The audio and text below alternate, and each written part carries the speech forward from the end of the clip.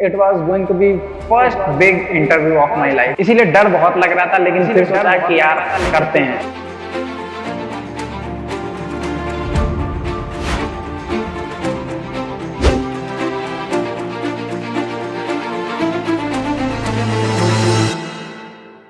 मेरे एमटेक की शुरू की 8 महीने की कहानी मैं आपको सुना चुका हूँ। तो यार दूसरा सेमेस्टर चल रहा था, मैं घूमने के लिए अपने बुआ के घर जाता हूँ और वहीं पे प्लेसमेंट ग्रुप पे एक मैसेज आता है, MediaTek visiting NIT Rourkela for internship roles. Please apply and submit your resume. And I just returned back to my study room. देखो यार, इलेक्ट्रिकल से था तो ऐसा लग रहा था कि सफर मुश्किल होने वाला है। एमटेक फर्स्ट सेमेस्टर के रिजल्ट्स भी नहीं आए थे, तो रिज्यूम शॉर्टलिस्टिंग भी बीटेक के बेसिस पे होने वाली थी। हालांकि एमटेक में जो मिनी प्रोजेक्ट्स करे थे वो मैंने सीवी में लिख दिए थे और इसी एक उम्मीद के साथ मैं MediaTek इंटर्नशिप रोल का गूगल फॉर्म फिल करता हूँ। MediaTek shortlisted 15 candidates out of 20 from my batch for optional test and those 15 were having me as well. Test दिया मैंने और मेनली उसमें basic electronics, GATE 1 marks question and basic VLSI questions थे, जो कि first semester में मैंने already पढ़ लिए थे और गेट की तैयारी करते टाइम नेटवर्क थ्योरी वगैरह जो 1 नंबर के क्वेश्चंस होते हैं वो भी मैंने पढ़ रखे थे। ऑप्शनल टेस्ट का रिजल्ट आता है और उसमें भी मेरा नाम होता है।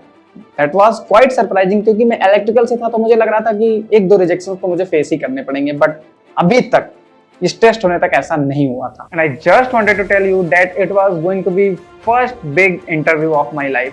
अभी तक वही बीटेक के टाइम पे जो प्रैक्टिकल के टाइम पे वाइवास वगैरह होते हैं उसमें मैंने पार्टिसिपेट किया था, बट ऐसा कोई इंटरव्यू नहीं दिया था अभी। इसीलिए डर बहुत लग रहा था, लेकिन फिर सोचा कि यार करते हैं। उन्होंने इतना बता दिया था, MediaTek की इतनी अच्छी बात थी कि आपका जो इंटरव्यू होगा उसमें हम फ्रंट एंड VLSI पे फोकस रहेंगे क्योंकि आप उसी टीम में जाने वाले हैं।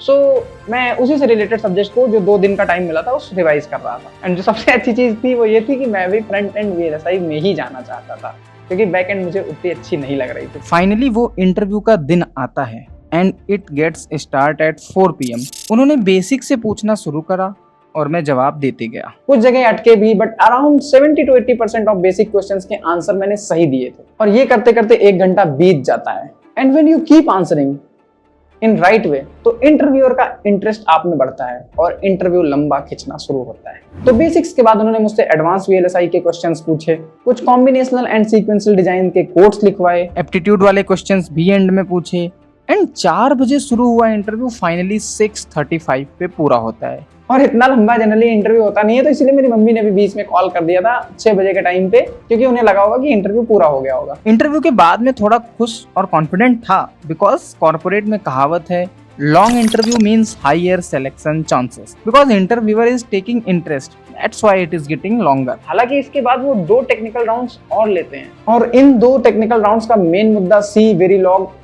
और एडवांस VLSI होता है। थोड़े बहुत एप्टीट्यूड क्वेश्चंस भी पूछते रहते हैं बीच बीच में वो, बट मेन मुद्दा जो नेक्स्ट 2 इंटरव्यूज का होता है वो एडवांस VLSI होता है। और ये बाद के 2 इंटरव्यू बेसिकली जो टीम के मैनेजर होते हैं वो लेते हैं, हालांकि पहला इंटरव्यू स्टाफ इंजीनियर ने लिया होता है। यार to be frank, after taking 3 interviews total of around 4.5 hours, I was pretty sure that I am going to be selected and results were same as per my expectation. Given the first interview of my life and cracked it. इसके बाद ये बता दिया जाता है कि 2 अगस्त 2021 से joining है। And so a relief was there. A final relief was there. लेकिन एक परीक्षा अभी भी बाकी थी, इनफैक्ट 2 परीक्षा अभी भी बाकी थी, क्योंकि सेमेस्टर एग्जाम्स अभी भी नहीं हुए थे दोनों सेमेस्टर्स के बिकॉज ऑफ कोविड। इसके बाद दोनों सेमेस्टर के एग्जाम्स एक साथ होते हैं। पहले सेमेस्टर की भूली बिसरी यादों में जाके मैं वो छूटे हुए कोर्सेस जो मैं भूल चुका था कम्प्लीटली उनको रिवाइज करता हूँ। Moral was high because MediaTek crack कर चुका था मैं।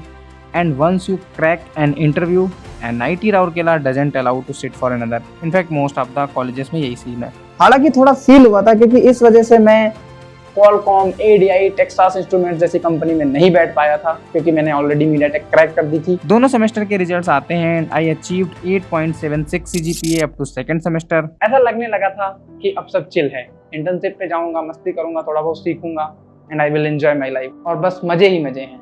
Because I was unaware of the fact कि टॉप NITs का रिसर्च करिकुलम, वो भी NIT Rourkela का, काफी ज्यादा स्ट्रिक्ट होता है। उन्हें आपसे सेकेंड ईयर थीसिस में प्रॉपर रिसर्च चाहिए होती है। तो आप समझ रहे हो सिचुएशन, एक तरफ कंपनी है जिसको आपसे 7 से 8 घंटे का काम चाहिए और दूसरी तरफ कॉलेज है जिसको आपसे एक प्रॉपर थीसिस चाहिए। तो ये दोनों चीजें मेरी जिंदगी में कैसी कसमकस लाने वाली थी, मैं इससे कंप्लीटली अनजान था। और वो सोच के मैं गर्मियों की छुट्टी के बाद प्रॉपर चिल मोड में चला जाता हूँ। आगे क्या हुआ और क्या मुझे पीपीओ मिला? और क्या मैंने अपना सीजीपीए इंटर्नशिप के चक्कर में गिरा लिया? क्या मैं सही थीसिस नहीं लिख पाया? तो ये सब जानने के लिए आपको इंतजार करना होगा तीसरे पार्ट का। I will complete the story soon.